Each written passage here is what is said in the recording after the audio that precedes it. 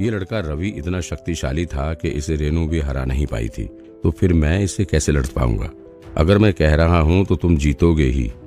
विपिन को लगा था कि विक्रम क्या सोच रहा था, इसलिए उसने उसका कॉन्फिडेंस बढ़ाने की कोशिश की। फिर विपिन जाकर एक कुर्सी पर बैठ गया और बोला, तुम जीतोगे क्योंकि तुम मेरे स्टूडेंट हो, विपिन के स्टूडेंट हो। विपिन का कोई स्टूडेंट हार नहीं सकता, विपिन के स्टूडेंट्स।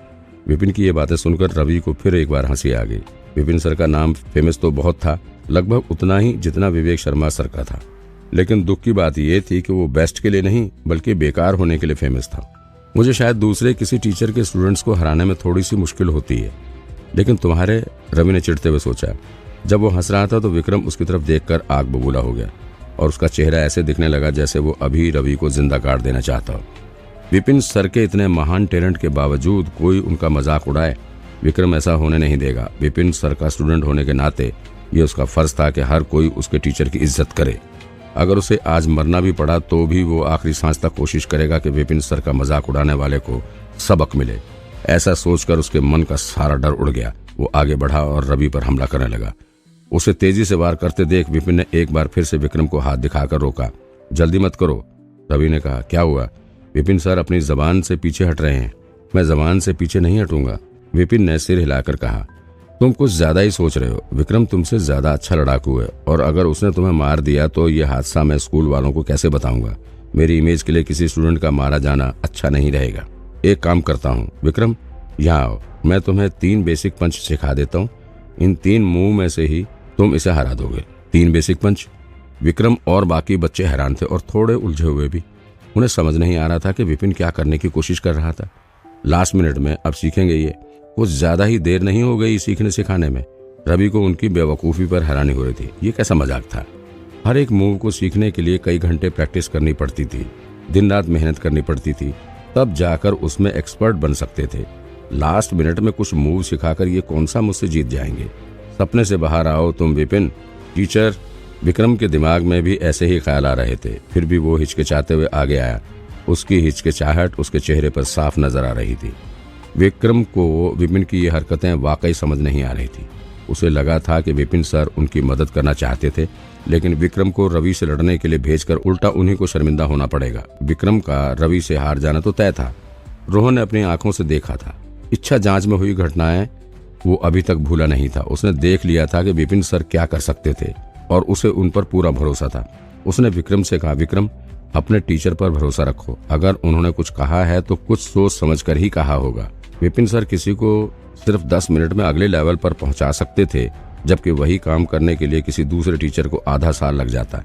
ऐसी काबिलियत के साथ ना जाने विपिन सर और क्या क्या कर सकते थे। रोहन की बात मानकर विक्रम आगे बढ़ा। ठीक है, अभी थोड़ी देर पहले ही तो उसे मार पड़ी थी। हालात अगर बिगड़ भी गए तो भी ज्यादा से ज्यादा उसे एक बार फिर मार खानी पड़ेगी और क्या। वैसे भी उसे इससे कोई फर्क नहीं पड़ता था, वो इतना बेशर्म जो था, तो फिर किसी से भला क्यों डरे। विपिन ने रेनू और बाकियों को भी अपने पास बुलाया। तुम लोगों को भी यहाँ आकर मूव देख लेना चाहिए, आगे कभी काम आ सकते हैं। जी सर, इतना कहकर पांचों विपिन के पास चले गए। ध्यान से देखो, ये पहला मूव है। 5 उंगलियां खोलकर उसने फिर से मुट्ठी बनाई, जैसे हवा को पकड़ रहा हो। मूव इतना सिंपल था कि आम इंसान भी समझ जाए, किसी लड़ाकू को तो पहले से ही आता होगा। दूसरा मूव, बिना रुके विपिन ने दूसरा मूव करके दिखाया। तीसरा मूव, फिर उसने एक पंच जमीन पर मारा, जैसे किसी की छाती पर मार रहा हो। फिर वो बिल्कुल सीधा खड़ा हो गया। विपिन सर, क्या यही था? बस इतना ही? विपिन को ये तीनों मूव करके सीधा खड़े होते देख बच्चे हैरान थे। विपिन सर, आप जरूर कोई मजाक कर रहे थे ना? ये 3 मूव तो सड़क छाप गुंडे भी जानते थे, ये मूव थोड़े हुए। हम इन 3 मूव से जीतेंगे। आप पक्का कोई मजाक तो नहीं कर रहे हैं ना? रेनू और बाकी बच्चों के तो आंसू ही निकल आए, यहाँ तक कि रवि के भी होश उड़ गए थे। उसे तो लग रहा था कि जैसे उसका दिमाग खराब हो गया हो, या फिर शायद विपिन का ही दिमाग खराब था। तुमने अभी अपने स्टूडेंट से मुझे मुर्गा बनाने के लिए कहा, इसलिए मुझे लगा कि तुम उन्हें कोई सीक्रेट मूव बता रहे होगे, लेकिन ये तो बच्चों का खेल सिखाया तुमने इन्हें। तुम इसे लड़ना कहते हो?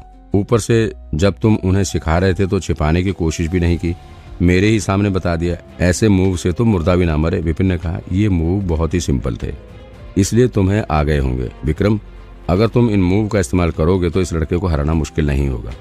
विक्रम का मुंह उतर गया था। उसे पता था कि वो कमजोर था, लेकिन जो मूव अभी अभी विपिन सर ने सिखाए थे वो तो उससे भी ज्यादा कमजोर थे।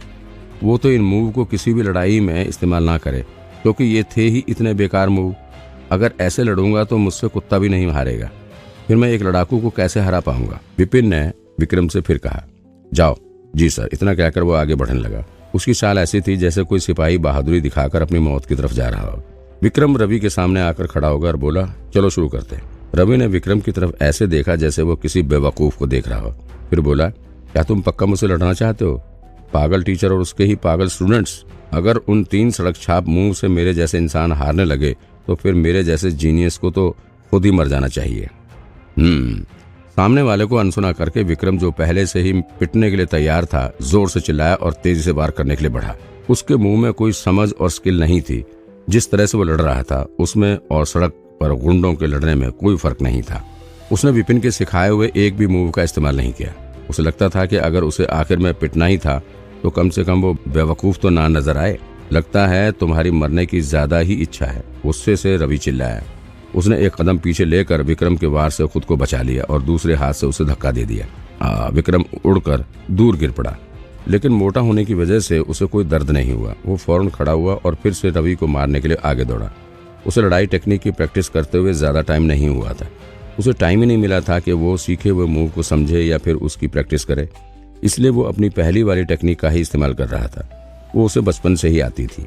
विक्रम के ऐसे मूव भले ही सड़क पर लड़कों से लड़ने के काम आ जाते हों, लेकिन रवि जैसे फाइटर के सामने उसके ये मूव बच्चों के खेल जैसे लग रहे थे। लेकिन फिर भी उसने जब सोच ही लिया था कि अपने टीचर की इज्जत के लिए वो लड़ेगा, तो फिर अगर आज उसे मौत भी आ गई तो भी उसे कोई गम नहीं होगा। लड़ाई के बीच में ही उसे विपिन सर की बात याद आ गई। गरीब कमाता है और अमीर उड़ाता है।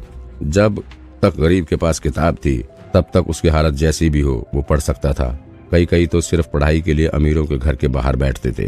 क्या पता किसी दिन कुछ अच्छा हाथ लग जाए। अगर वो कुछ बन गए तो वही गरीब अपने घर और गांव में पैसे और इज्जत लेकर वापस आते थे। वहीं दूसरी तरफ कराटे सीखने के लिए इंसान को सबसे पहले एक काबिल टीचर की जरूरत होती थी और उसके बाद पैसे की, ताकि सही खान पान से अपने शरीर को मजबूत बनाए रख सके। टेलीपैथी। अरे बेवकूफ, मेरे बताए मूव यूज करो। पहले 2 मूव उल्टे हाथ से करना और तीसरा वाला जैसे बताया था वैसे ही करना, लेकिन मुट्ठी की बजाय उंगली से मारना और 3 इंच नीचे मारना। याद रहे, सिर्फ 3 इंच नीचे, थोड़ा भी ऊपर या नीचे नहीं। टेलीपैथी करने के लिए इंसान को कम से कम लड़ाकू लेवल 5 का होना जरूरी होता था।